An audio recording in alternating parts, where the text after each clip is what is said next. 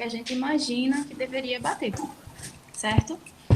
Então, a variabilidade da frequência cardíaca, ela é uma variável antiga e ela é ali cerca de 300 antes de Cristo, já tinha pessoal estudando, por exemplo, frequência cardíaca e a variabilidade da frequência cardíaca como se ela fosse uma variável que deriva da frequência cardíaca, certo? Então, foi só a partir de 1990 que todos sobre a variabilidade começaram a mostrar que ela era possível de ser analisada primeiro em laboratório, que foram os primeiros estudos realizados, e também que essa variável, ela nos diz se você tem algum problema de mortalidade e de morbidade. Então, em 1905, o ele disse assim, olha, as pessoas que têm infarto agudo do miocárdio, elas têm uma variabilidade da frequência cardíaca prejudicada.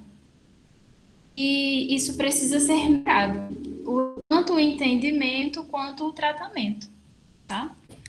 E aí, bem, qual o sistema fisiológico que está envolvido nessa variabilidade da frequência cardíaca? Acho que a Cleane já mostrou para vocês, e vocês já devem ter visto em outras disciplinas, né, antes desse semestre, que o nosso sistema cardiovascular é regido também por um sistema que a gente chama sistema nervoso autônomo, e esse sistema nervoso autônomo, ele tem dois braços, digamos assim.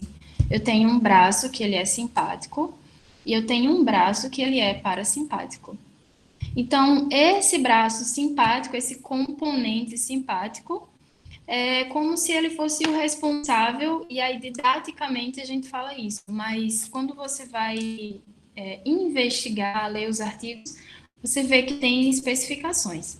Mas, didaticamente falando, eu posso dizer que o sistema simpático ele é aquele responsável por aumentar a minha pressão arterial, aumentar a minha frequência cardíaca, ele é responsável por me manter em um estado de excitação. Ele é também um sistema que a gente se prepara, por exemplo, para a fuga. Então, se alguém roubou minha bolsa no meio da rua, um ladrão, obviamente, então é o meu sistema simpático que vai me alertar para correr atrás daquele ladrão, se essa for a minha reação, certo? Por outro lado, eu tenho um sistema que é chamado de parasimpático. E esse sistema, ele me ajuda a me manter, digamos assim. Então, ele mantém a minha frequência cardíaca reduzida dentro dos valores considerados saudáveis para o estado de repouso, por exemplo, né? Seria 60 a 90 batimentos por minuto. Ele é quem colabora para manter a minha pressão arterial controlada, em estado de bem, ou seja, que seria controlada ali por volta de 12 por 8, assim como a diretriz brasileira de hipertensão recomenda. E esses dois sistemas, eles conversam diariamente, o dia inteiro, sem que em um estado saudável haja falhas, certo? Mas o que é que acontece? Esse mesmo sistema, quando ele tem falhas, então tudo que eu falei, que eu disse didaticamente o simpático faz isso, didaticamente o parasimpático faz aquilo, na verdade fica tudo confuso dentro do corpo de uma pessoa que não está saudável. Vocês entenderam até aí?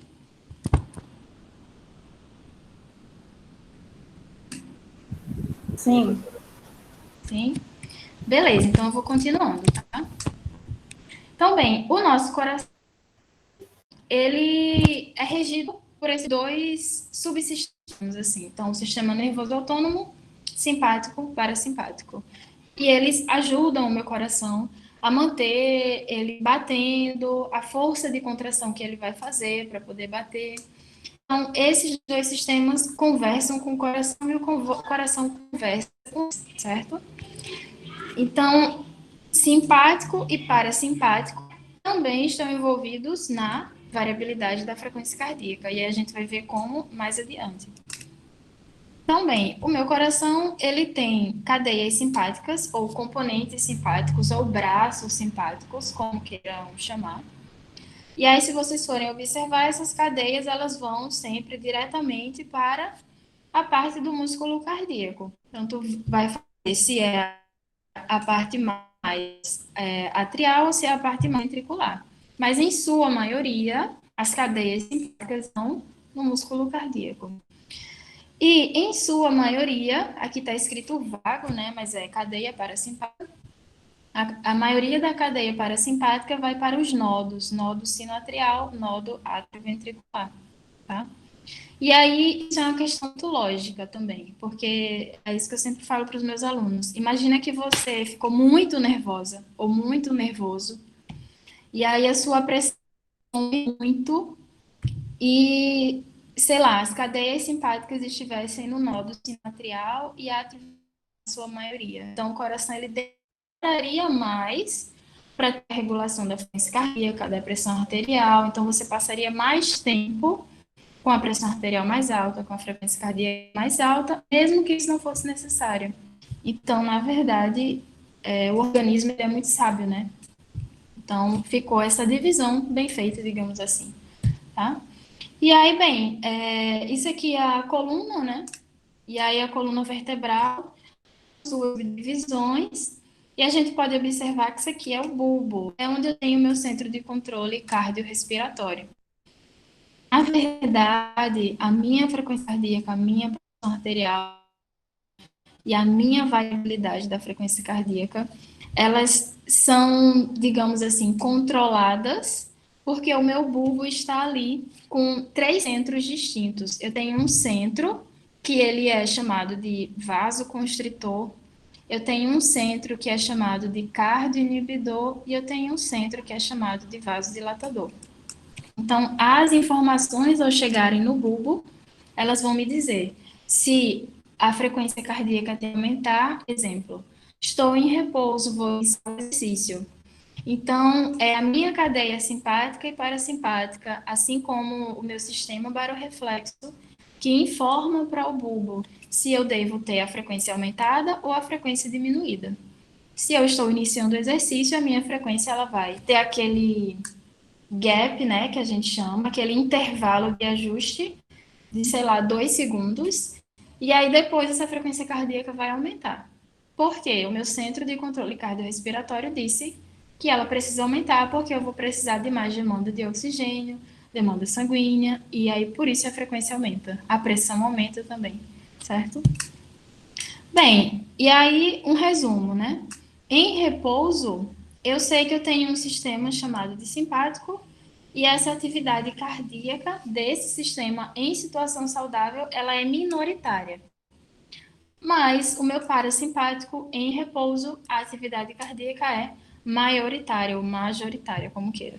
O que isso quer dizer? Basicamente que o meu sistema parasimpático vai ajudar a manter minha pressão arterial, minha frequência cardíaca e a força de contração do coração controladas para uma situação de repouso. Mas durante o exercício eu tenho o contrário. Então, é o meu sistema simpático que vai fazer a minha pressão ficar mais alta, a minha frequência ficar mais alta e também a força com que o coração vai bater. Então, simpático, em sua maior parte, é o que vai funcionar durante o exercício. E o parasimpático, não. Tá? Falando de sistema cardiovascular. E aí, bem, o que seria essa variabilidade da frequência cardíaca? Não sei se vocês já fizeram um eletrocardiograma, mas quando a gente recebe um eletrocardiograma, tem lá ondas muito parecidas com essas, que vocês estão na tela. Isso quer dizer o quê? Em fisiologia humana, se vocês estão pagando fisiologia do exercício, vocês devem ter visto que um eletrocardiograma tem suas ondas e que essas ondas recebem a denominação de onda P, complexo QRS, certo? E aí, a cada onda R, que eu coloco o intervalo de uma para a outra, eu chamo de variabilidade da frequência cardíaca. Então, vamos lá. Eu tenho uma onda R, logo em seguida eu tenho uma segunda onda R, e terceira, e quarta, e várias ondas R que vão acontecer ao longo do dia, porque o meu coração vai bater ao longo do dia, obviamente, tá? Então, o que seria essa variabilidade da frequência cardíaca? É o quanto de distância, de intervalo em milissegundos que eu tenho uma onda R para outra, de uma onda R para outra, de uma onda R para outra, certo? Acho que na próxima figura mostra melhor. Então, eu tenho aqui uma onda R, que acontece, a seguinte só acontece 828 milissegundos depois. E aí, se o meu coração fosse um metrônomo, vocês concordam comigo que a próxima onda R aconteceria em quanto tempo? 828 milissegundos depois, para ficar tudo igual, certo? Mas isso não é verdade, isso é mentira. Na verdade, o meu coração, ele bate. Isso aqui são valores hipotéticos, cada pessoa tem um intervalo diferente, e é isso que a gente investiga, certo? Então, eu tenho um intervalo que é de 828 milissegundos, eu tenho outro intervalo que é de 845, 754, 742, um intervalo que é de 628, sei lá, colocando como exemplo. E aí, o que a variabilidade da frequência cardíaca nos diz? Quanto atividade do simpático eu tenho, mais rápido meu coração bate. Concordam comigo? Sim ou não?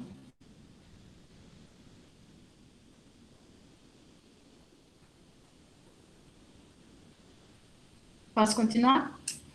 Então, bem, quanto mais rápido o meu coração bate, maior atividade do sistema simpático eu tenho.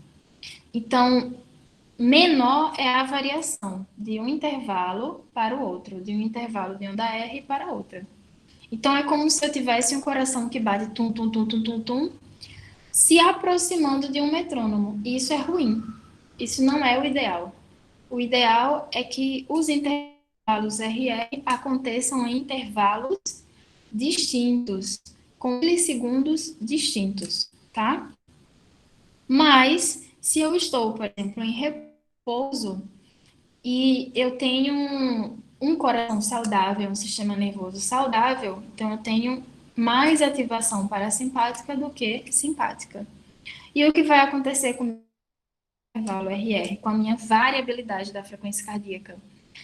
Simplesmente vai estar basicamente do jeito que a gente está vendo na tela. Eu vou ter um intervalo em milissegundos que se difere de um para o outro. E isso é o ideal, porque o coração continua distante do conceito de metrônomo. E tudo que a gente não quer é que o coração seja um metrônomo. A gente quer que ele tenha seus batimentos, mas sem que pareça um reloginho, certo? Então, bem, o que isso me diz? Que se eu vou fazer uma avaliação de uma criança, de um idoso saudável, um idoso doente, ou criança do mesmo jeito, o que eu digo é o seguinte, que quanto maior a variabilidade da frequência cardíaca, melhor. Então, quanto maior a frequência cardíaca, menor é a minha chance de ter, por exemplo, alguma doença crônico-degenerativa. Ah, qual? Câncer, a gente já viu que a variabilidade da frequência cardíaca está associada com essa doença. Hipertensão, diabetes, obesidade.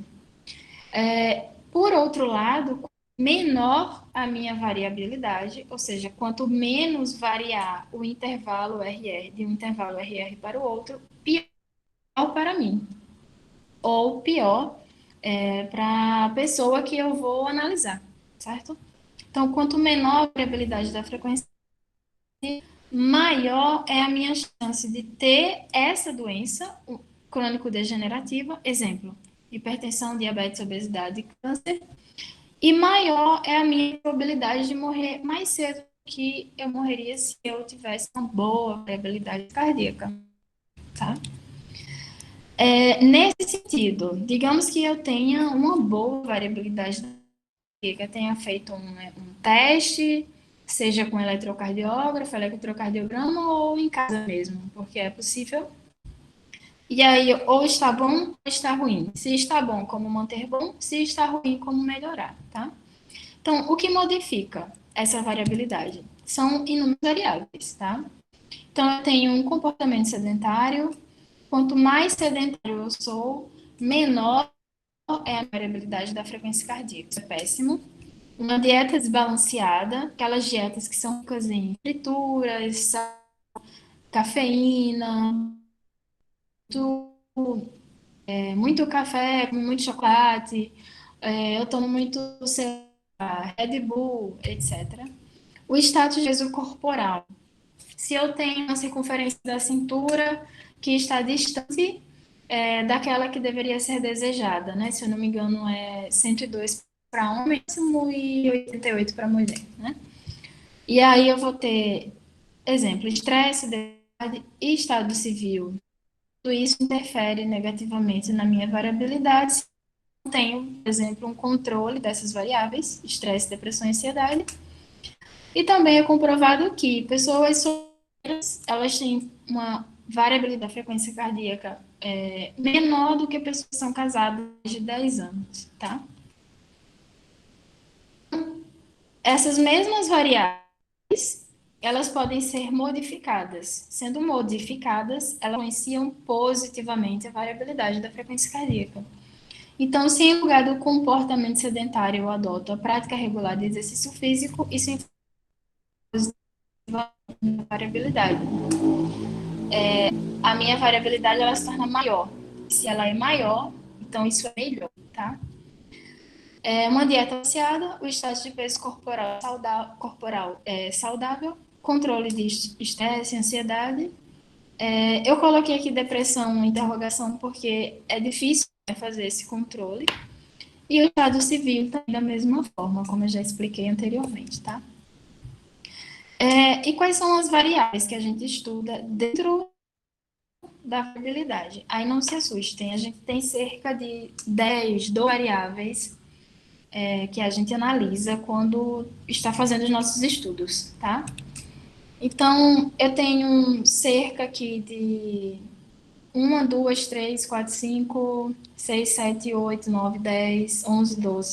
15 variáveis, tá?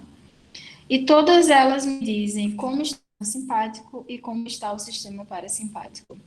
Mas, na vida real, como que isso funciona? Na vida real, todas essas variáveis são, como é que eu posso dizer, meio que deixadas de lado, porque a compreensão delas é difícil.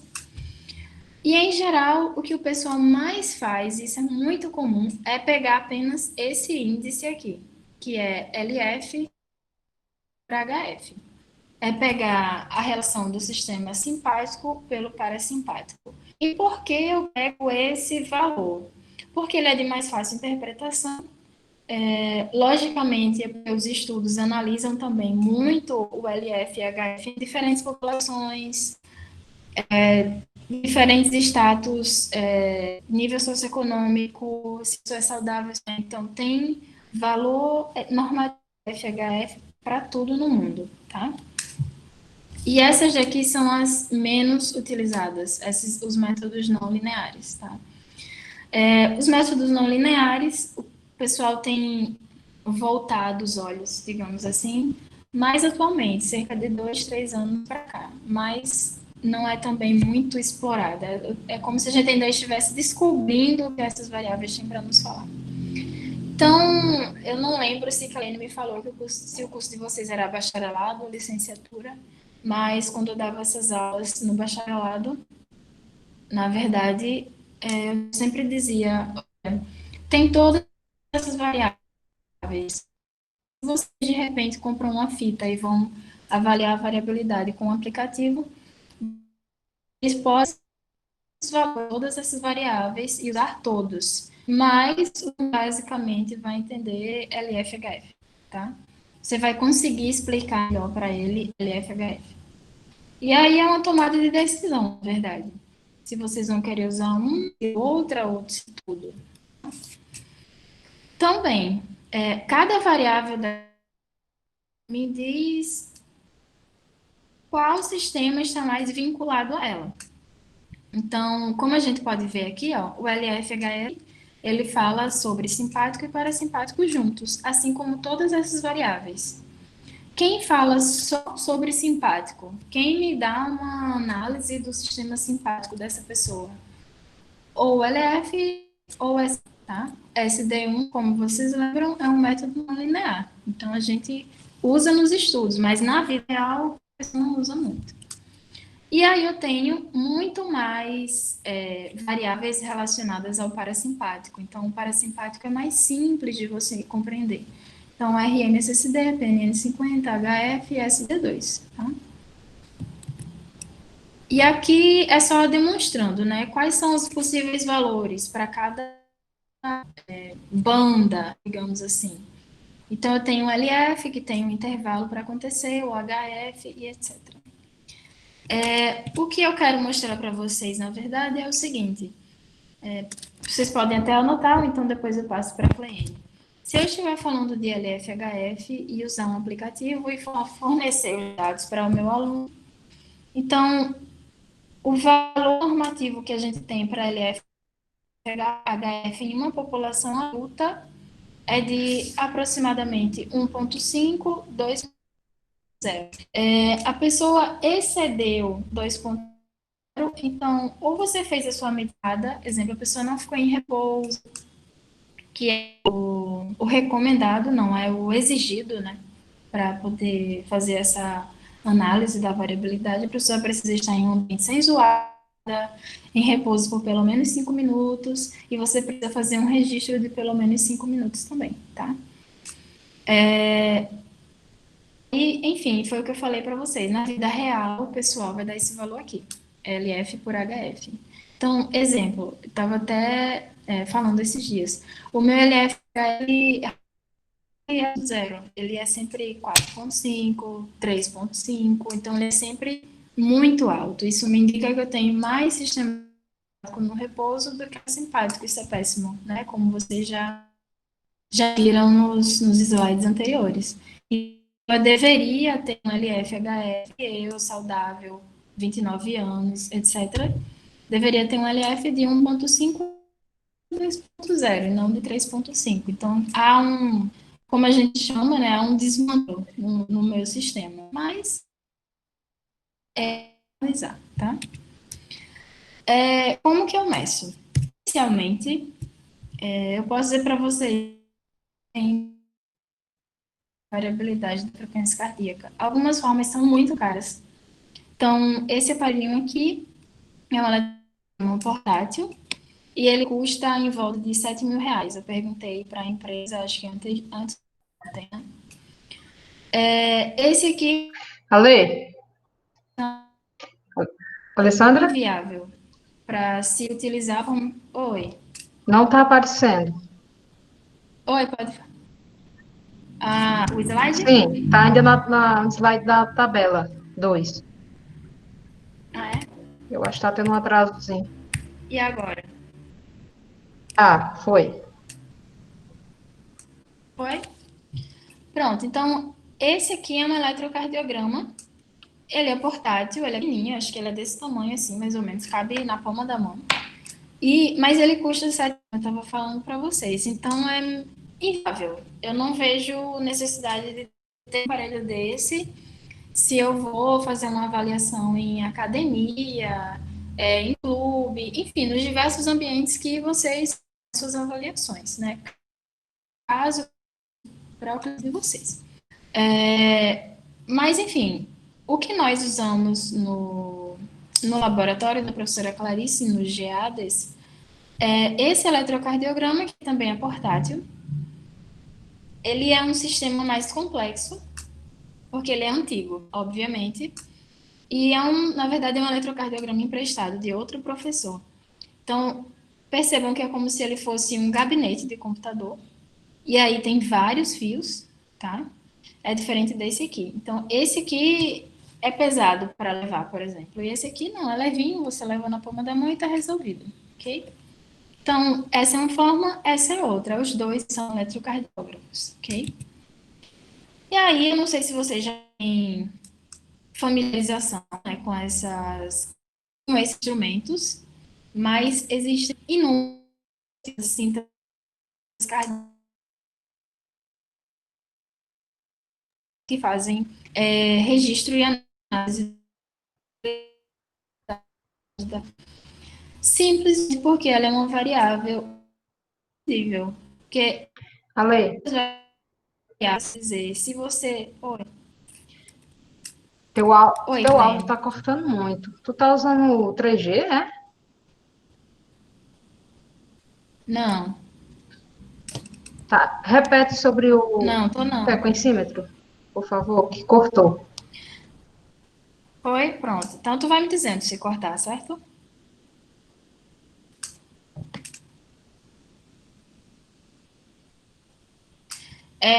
O frequencímetro que eu estava dizendo é que ele tem de inúmeras marcas e inúmeros modelos, porque todos têm o mesmo objetivo, é avaliar, analisar, registrar a variabilidade da frequência cardíaca, porque é uma variável que a gente consegue ver morbidade e mortalidade com muita rapidez, tá? E aí, bem, um dos mais usados é esse, que é o Polar RS-CX. E aí ele já tem validação para adulto, idoso, para atleta, durante o exercício, em repouso. Então ele é amplamente utilizado, tá?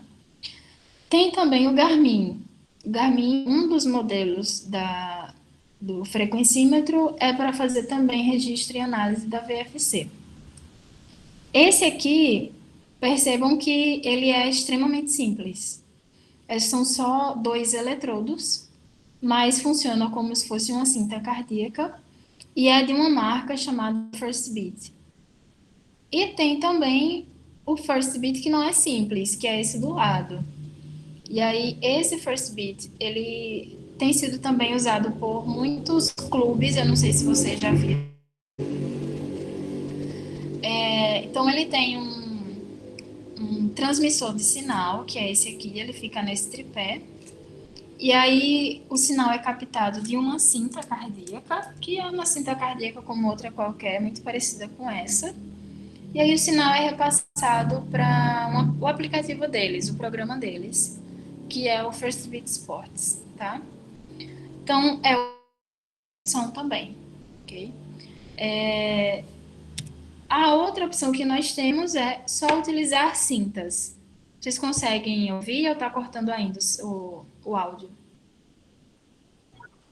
Tá ok, Alessandra? Tá melhor. Tá ok? Tá.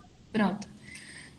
A outra opção é utilizar só cintas cardíacas, certo? Digamos que, sei lá, estou com a grana curta, mas eu estou querendo iniciar aí minha vida com uma avaliação e etc. E gostei muito dessa variável, quero usar. Então, lá na UFT, por exemplo, a gente tem uma fita dessa, que é uma fita átrio, e todas essas fitas a gente utiliza com um aplicativo chamado CardioMode. Eu coloquei um print aqui na aula, a gente dá uma olhadinha depois. Então, essa fita, ela transmite o sinal para o aplicativo. Mas é imprescindível que cada fita dessa tenha Bluetooth. Então, já caí na besteira uma vez de comprar e não olhar. Então, a fita veio sem o Bluetooth e a outra veio com Bluetooth. Obviamente que eu só tinha uma fita, né, para fazer as pesquisas. Porque, no fim das contas, a outra fita não funcionava. Então, essa é uma fita átrio, ela custa, sei lá, R$ 200, né? Na época que eu comprei, era 150, aí o frete, como era pro Tocantins, ficou R$ 30. Então, 180, tá? Mas eu acho que dependendo de para onde você peça, fica mais barato. Essa é uma fita Polar H10. É uma fita já validada. Foi até um dos nossos amigos de mestrado, doutorado, lá do programa de pós, que validou ela. Tanto ela quanto o aplicativo, o CardioMode. Então, agora todo mundo pode usar o CardioMode sem problemas. Porque antigamente ele não tinha validação nem para adulto, nem para criança, para ninguém. E aí o Reabias, ele fez essa validação e a gente usa o CardioMood agora sem problemas. Quanto custa o CardioMood? Nada, assim. Você tem a versão free e você tem a versão paga. A versão free dá muito bem para o que a gente se propõe, tá? Então, o CardioMood é esse aqui, ó. Se vocês digitarem no Google, vai aparecer CardioMood. Isso aqui é a tela principal do site, certo? Tem o site, tem o aplicativo. E aí você faz a sua conta, baixa o aplicativo no seu celular, pode fazer a conta por lá também. E aí compra a sua fita e faz as suas análises lá no CardioMode, tá? Esse aqui é na minha tela, né? Da minha conta. Essas semanas eu estava testando a fita H10, que é do meu namorado, que também trabalha com variabilidade. E aí estava testando a fita para saber se estava funcionando, como que estava o CardioMode, porque fazia um tempão que eu não usava. Então tem um registro dia 26, tem um registro dia 27. E aí os registros ficam aqui.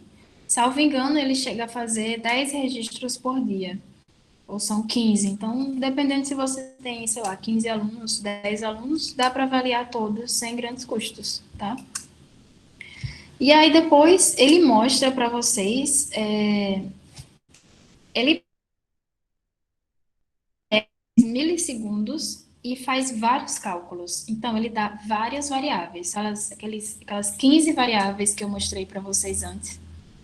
Ele consegue mostrar aqui, nesse local, certo? Então, assim, uma dica, e aí eu não sei do o que vocês vão querer trabalhar, né, depois da graduação, mas também é uma opção. Se vocês quiserem ter uma variável que é um incremento no trabalho e não é assim tão cara como comprar um eletrocardiograma de R$ 7.000, também usar um frequencímetro ou um aplicativo com uma cinta que tenha Bluetooth e você já vê frequência cardíaca, já vê tudo, tá? Bem, então, o que a gente faz no GEADES, no grupo de estudo da professora Clarice? Então, recentemente, a gente fez um estudo de validação do First Beat, da cinta do First Beat, com o eletrocardiograma, que está aqui nessa estante, certo? Então, a gente fez essa validação em crianças de 3 a 5 anos, porque ninguém nunca investigou essa faixa etária, e aí a gente está descobrindo o que é que essa faixa etária tem para nos falar sobre variabilidade da frequência cardíaca. A nossa esperança é que, a partir do estudo de doutorado, meu e o de Maria Luísa, que é o mestrado dela, a gente consiga dar uma luz, né? Mostrar alguns estudos que ajude a gente a entender como que a variabilidade funciona desde a cidade. Porque muitos hábitos ruins que a gente tem hoje em dia de não praticar exercício, não se alimentar bem, começam aqui, nessa faixa etária. E aí a gente acredita que nessa faixa etária eu já tenho, por exemplo, uma variabilidade da frequência cardíaca reduzida, porque as crianças não se alimentam bem, são muito sedentárias, mas a gente não tem nada comprovando isso, tá? O outro, e aí, bem, como que foi esse estudo, né? A gente colocava a cinta nos meninos, nas meninas, nos meninos, aqui eram os fios dos eletrodos, então deu uma trabalheira, né? As crianças são muito agitadas, mas tudo que foram ficaram bem tranquilas e tal, a gente conversou bastante com elas. E aí aqui fica o eletrocardiograma, muito parecido com aquele módulo que eu mostrei para vocês, aquele gabinete de computador que a gente leva para as coletas. E aqui a fita do First Beat, para a gente validando nessa faixa etária, tá? E aqui é o eletrocardiograma, então é um aparato gigante que a gente tem no laboratório e consegue levar para os centros de referência em educação infantil, que é a outra parte do nosso estudo. Então, o meu doutorado e o doutorado de Maria Luísa, assim como o mestrado de Maria Luísa, assim como o mestrado de Cleane, todos acontecem nos CREs, que são Centros de Referência em Educação Infantil. Então, a gente conseguiu levar esse eletrocardiograma para lá, e aí a gente faz as alianças nesses centros, tá? Deixa eu ver se eu consigo mostrar para vocês.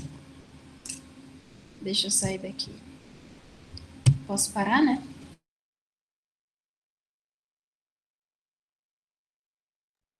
Eu tenho o CardioMode aqui baixado.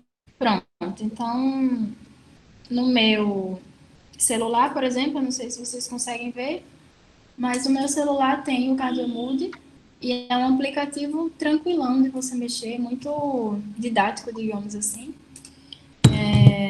E aí, quando você compra a sua fita que vai conectar, é só vir aqui conectar, ele vai procurar a fita Bluetooth e você conecta, tá? É isso, gente.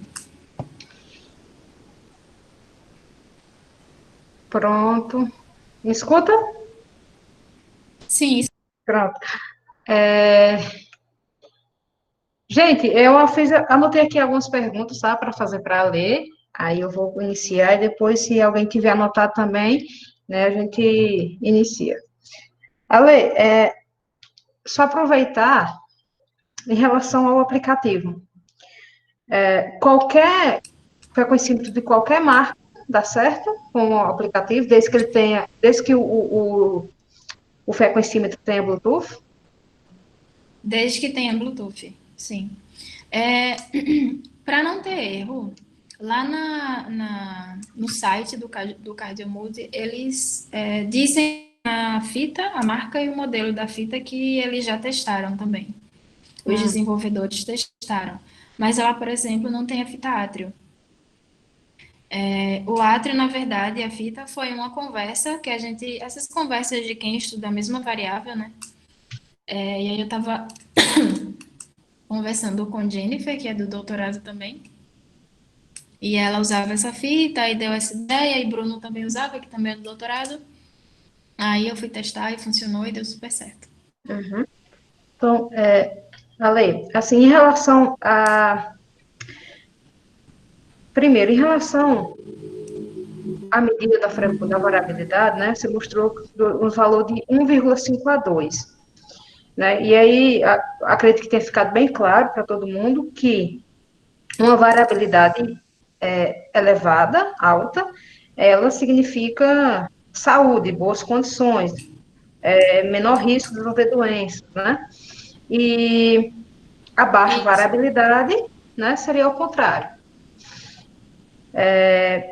Existe um valor, você até citou que seu valor era um pouco elevado, né? Considerando sua idade e tal. Existe um valor, você que tem mais leitura em relação à variabilidade, existe algum valor que, esse valor seria contraindicado uma pessoa fazer um exercício de alta intensidade, por exemplo? Algum tipo de exercício específico? Não, para variabilidade não. Tem esses valores para pressão arterial. Então, uma pessoa que vai praticar o exercício e a pressão arterial sistólica dela está 16, 17, é recomendado que ela não inicie o exercício. E se ela Uhum. for iniciar o exercício com a pressão arterial diastólica de 90, 100, também é recomendado que ela não inicie. Mas variabilidade não tem. Na verdade, variabilidade ainda é um mundo, né? Que a gente Certo. analisa, certo? Tá. Outra pergunta. Então, então a gente não podemos dizer que a variabilidade seria um parâmetro, uma medida para prescrever, não é isso? Não, ela é uma medida de acompanhamento. Certo. Então, digamos, de supervisão. Então, digamos que alguém, ou eu, sou professora de educação física, vou prescrever meu próprio treino. E aí eu vejo que hoje, abril, meu LFHF estava, sei lá, 3,5. Mas o ideal é que esteja entre 1,5 e 2, não é isso? Uhum. E aí eu disse também que o exercício modula esses valores. Então eu posso acompanhar o meu treinamento e saber se ele fez efeito nessa variável. E aí esses efeitos, eles são acompanhados de outros benefícios. Então eu vou ter redução da pressão, frequência cardíaca, controlada durante o repouso, massa corporal, que também influencia. Mas de prescrição, não que eu saiba. Quem tenta usar a variabilidade para prescrever e tudo mais é o professor Fábio Nakamura. Mas eu acredito que ele também faz muito nessa linha de acompanhar os atletas que ele estuda. Entendi. Você também, em relação ao acompanhamento, né, do efeito do exercício na variabilidade, já foi observado se Existe um tipo de exercício específico que tem maior efeito do que o outro, por exemplo, os aeróbicos ou anaeróbicos? Ah, então, o que a gente tem observado é que o exercício moderado ou vigoroso tem mais efeito em controle de variabilidade do que o exercício, por exemplo, só moderado, ou exercício com carga leve, ou exercício praticado com intensidade leve. Entendi. É isso que a gente tem ao momento. Aí, enfim, o que tem ainda é o seguinte: os exercícios aeróbios eles fazem esse controle mais rápido na, na variabilidade, na pressão também. Mas os exercícios que são aeróbios, eles controlam a variabilidade, mas eles demoram mais. Então, o exercício aeróbio, ele consegue modular essa resposta da variabilidade em cerca de 40 dias, 2 meses. Mas o exercício anaeróbio, ele faz essa modulação de 3, 4 meses. Então, é um pouco mais demorado, mas acontece. Entendi. Gente, alguém tem alguma pergunta, alguma dúvida? Se quem tiver, é só ativar aí o microfone ou perguntar no chat. Então, não, na verdade, eu queria só saber o seguinte: se teria como a professora Alessandra disponibilizar o slide. Se teria, ok, se não, tudo bem também. Ô, Henrique, deixa eu responder, Alessandra. Claro. Eu tô gravando a aula. Então, quando finalizar, eu vou mandar o link para vocês, né, pelo e-mail. Só clicar no link e você pode assistir a aula toda de novo. Mas se a professora também quiser disponibilizar o slide, Por mim não tem problema, não. mas acredito que com o vídeo fica melhor, né? Porque tem, tem Isso os é verdade. comentários, né? Tem a explicação. Mais alguma coisa, gente? Tá bom, obrigado. Só era isso. Por nada. Gente, deu para ficar claro a, o que a professora falou? Vocês conseguiram associar o que a gente viu aula passada em relação ao sistema endócrino que controla, né, o sistema simpático e parasimpático? Então, a Alessandra falou bastante sobre esses dois sistemas, né, que os que controlam a variabilidade da frequência cardíaca, né, e eles são controlados também pelo sistema endócrino, né, que a gente viu aula passada, dos hormônios epinefrina e norepinefrina. Então, depende também o trabalho do simpático e parasimpático vai depender também desses dois hormônios. Então, espero que você tenha conseguido fazer essa associação e ter dado para ter uma visão mais ampla em relação à frequência cardíaca, né, a variabilidade da frequência cardíaca e a atuação do sistema endócrino. Ok?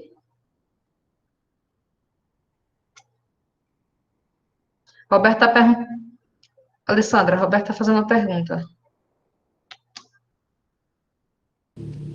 Se são mais utilizados em exercícios aeróbios ou anaeróbios, nos dois.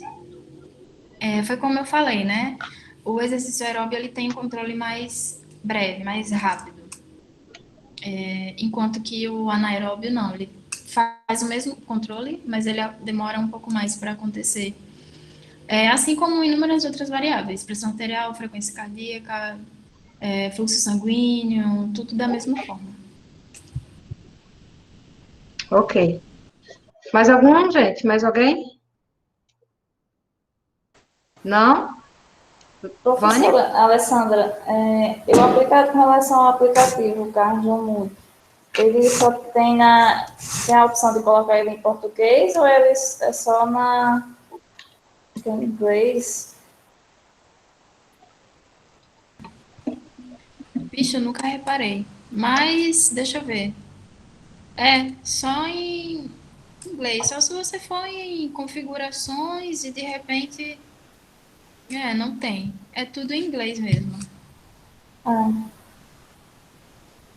Mas assim, as variáveis da variabilidade, elas,